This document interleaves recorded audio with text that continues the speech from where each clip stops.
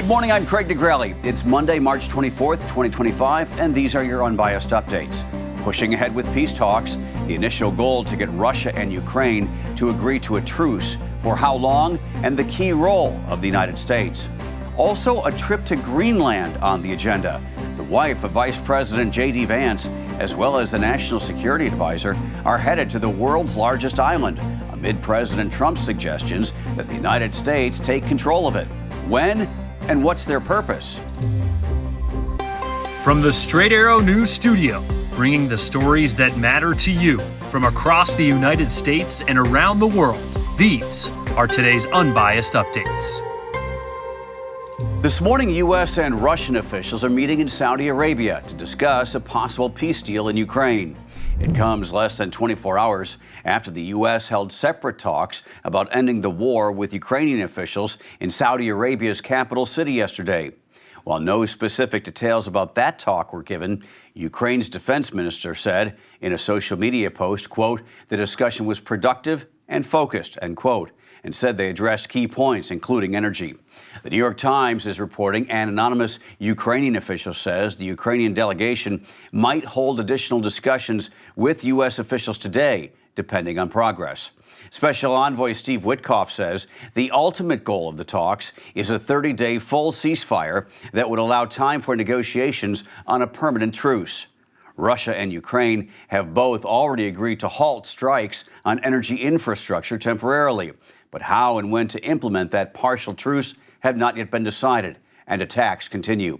Ukrainian officials say Russia launched 99 attack drones overnight, and a drone attack in Kyiv over the weekend killed 3 people, including a 5-year-old child. Meantime, Ukraine is also launching drones at Russia, with the Russian military saying 28 were intercepted overnight. Ukraine also says it has destroyed 4 military helicopters in Russia. The Trump administration is moving to revoke temporary legal status for more than 530,000 people who are in the United States under Biden-era temporary parole programs. According to a notice posted by the federal government, the termination of their work permits and deportation protections will take effect in late April, 30 days after the move is made official, which is expected to happen tomorrow.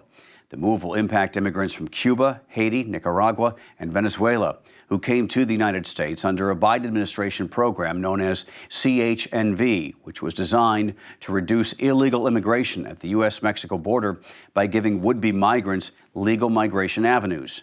These migrants are being urged to self-deport or face arrest and removal by deportation agents.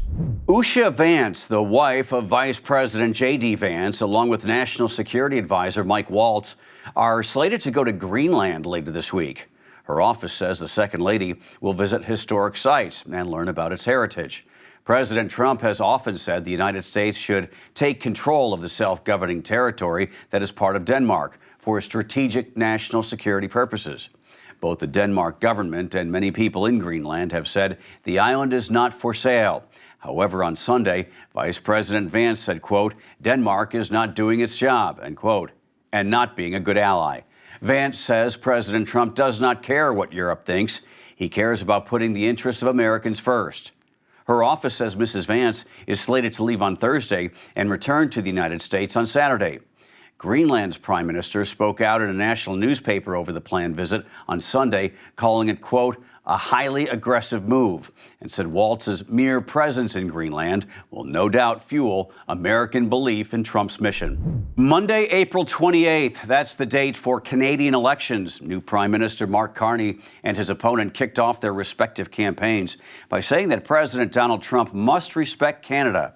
That message is likely to strike a popular chord with the voters, as President Trump has already issued tariffs on Canadian aluminum and steel and promises a big announcement on April 2nd when it comes to additional tariffs.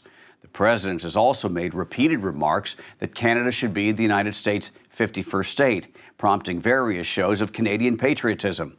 Carney said, quote, "They want our resources, they want our water, they want our land, they want our country." Never at a rally in Newfoundland.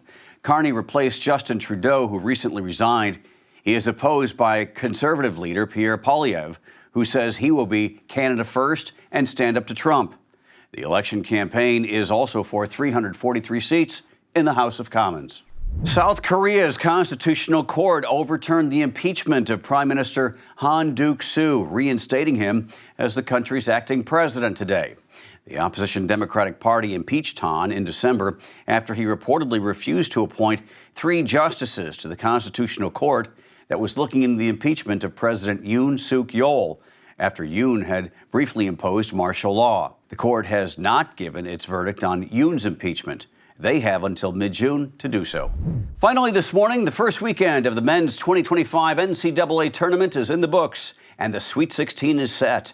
There are no Cinderella stories, so to speak, but the Arkansas win over St. John's was great television over the weekend. Calipari versus Pitino. For the first time in history, the Final 16 in basketball will be completely made up of teams from football-playing power conferences, including a record 7 from the SEC, 4 from the Big Ten, 4 from the Big 12, and 1 from the ACC. That's the fewest conferences ever represented in a Sweet 16, according to Sports Illustrated. The first of the Sweet 16 games tip off this Thursday with Brigham Young versus Alabama. Top seeds Florida and Duke will take on Maryland and Arizona respectively. And Arkansas will go head-to-head with Texas Tech. The women's Sweet 16 lineup will be set after tonight's second-round game. There were some great games over the weekend. Duke looked really, really powerful, and you can't discount Florida. They're also a top seed, and they knocked off the 2-time champs UConn. Those are your unbiased updates for this Monday. We'll see you back here tomorrow. For all of us here at Straight Arrow News, I'm Craig DeGrelli. Have a great day.